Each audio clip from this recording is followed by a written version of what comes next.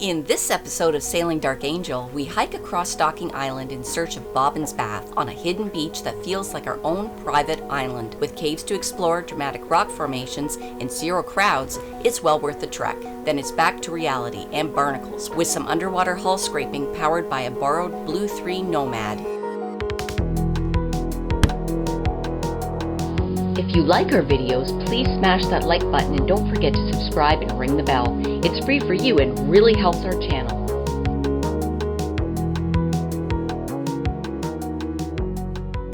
So, what are we doing today, Captain Dave?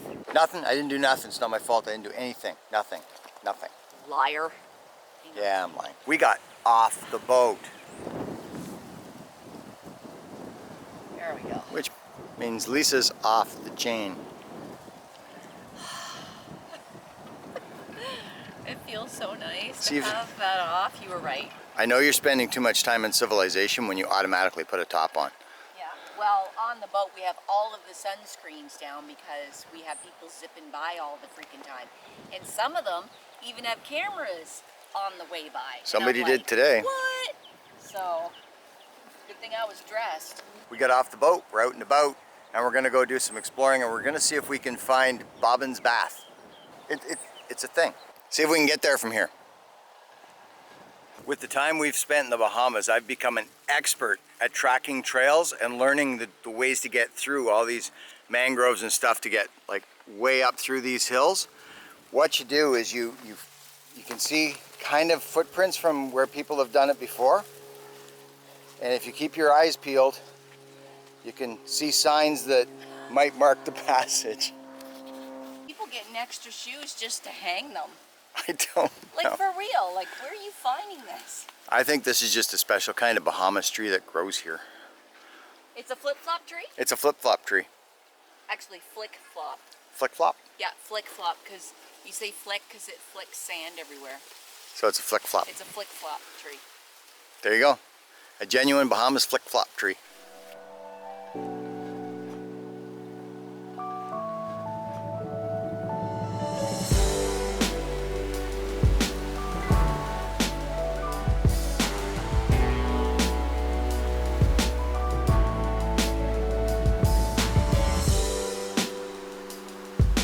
There's Bobins Bath. We've seen it nicer. We're at low tide, so there's just no waves coming in. So if you get a chance to come here, it's like Rachel's bubble bath. You got to come in and hit it at high tide with an east wind. We've got the east wind. Tide, not so much.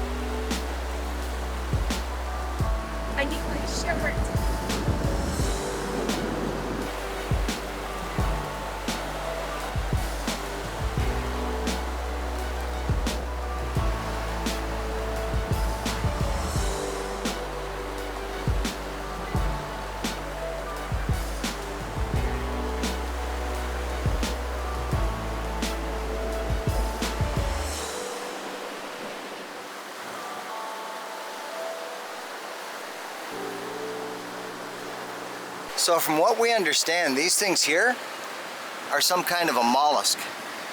I don't know what they are. I mean, they look like some kind of prehistoric thing in the rock. Look at this one inside. Look at that. Let me put my finger next to it so that you can see the size difference. Wow, there's a lot in there. Oh, there's rope in there. Uh-oh. Time to go.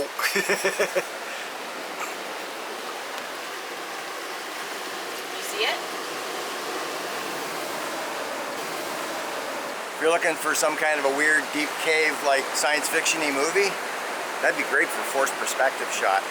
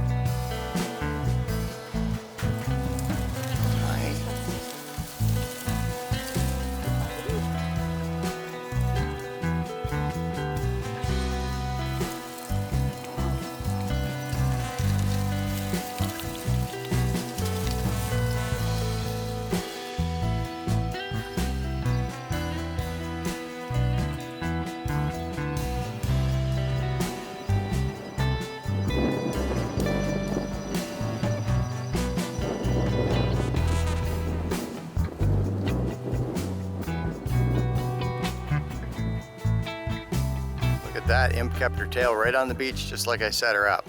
Perfect. Day 2 of cleaning the bottom of this tub. And we got a lot done yesterday. We spent a couple hours in the water. We got very sore. And we got a lot of the big growth off. But the hard part is getting down and doing the keels and the sail drives and the props and the rudders, because you've got to get down, you got to stay down under the curve of the boat. And by the time you get under the curve of the boat, you run out of air, you got to come back up, or you're scraping and scraping and scraping. Now you got to come back up, get more air, go back down, scrape, scrape, scrape. Very time consuming. So what's really cool is having a hookah rig, which is what's under this. The problem with our hookah rig is it doesn't run. It's a gas operated one, and it's got a carburetor issue or something. It just likes to dump gas out and not run. Very good friends of ours have a Blu3 Nomad.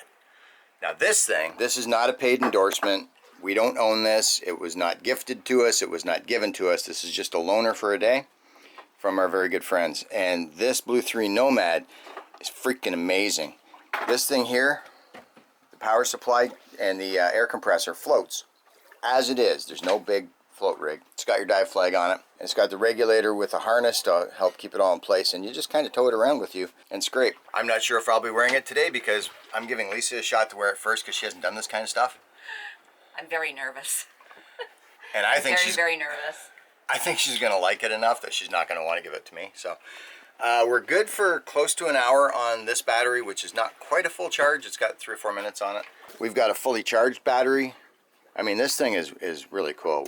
We filmed Matt using it earlier, and now it's Lisa's turn. And it is Matt's rig, and he was very nice to let us borrow it because this would be a hell of a job cleaning the boat without it. Especially our boat, which has 0 bottom paint, possibly much less. It's not good. We know we need a bottom job. We know. But bottom jobs cost money. We don't have money. If you have the opportunity to go cruising with money or without money, do it with. Yeah. Way better than what we're doing. I've used that hookah rig before, but I've never,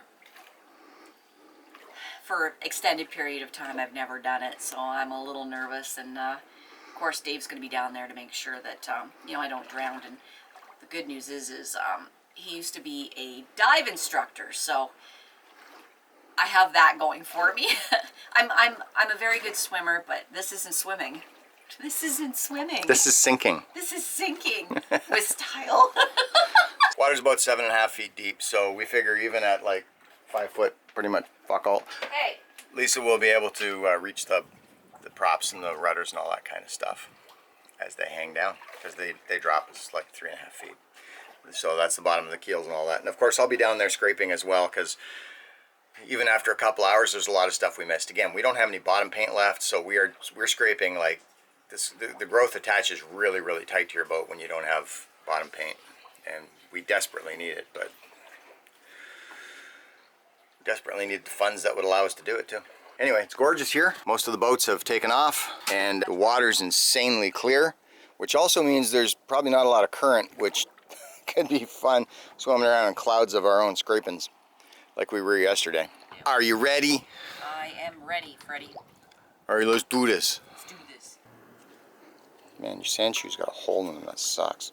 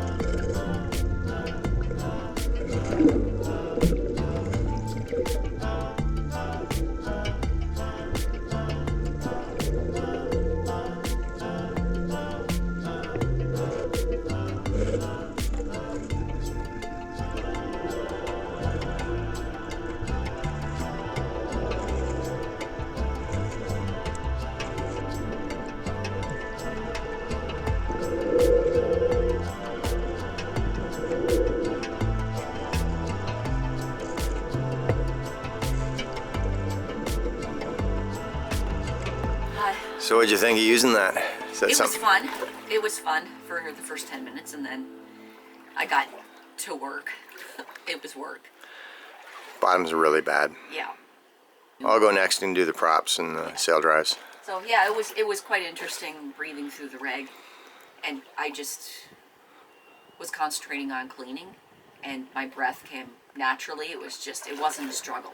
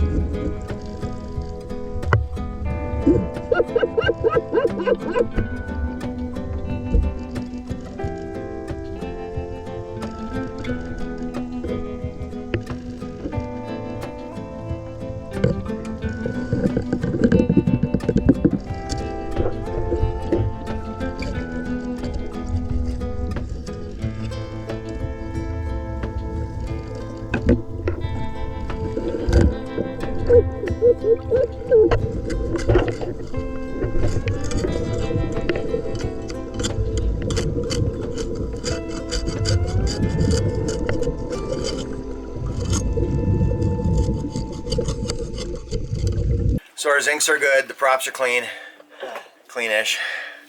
As clean as we can get them without bottom paint. I mean, we need bottom paint, and until we get that, there's just no way to keep it clean. But we got all the heavy growth off. I got a lot more barnacles off. We got some permanent resident fish. But if you're going to make a big ticket purchase for your boat, and I do consider this big ticket, it's a little out of our price range right now, but we desperately want one. This thing is amazing. Without this, that bottom job would not have gone the way it did. To get the props and the sail drives, you've got to be able to stay down and get a good grip on it and clean away, and that's, I mean, you can do it with a snorkel, but it takes 10 times longer and it's a lot more work. I'm sold. I'm sold. Blu3, amazing product. As soon as we can afford one, I guess we'll try and get one. Really Did you bring any shrimp up this time? I don't know, I probably got them all in... Yeah, we got to rinse off.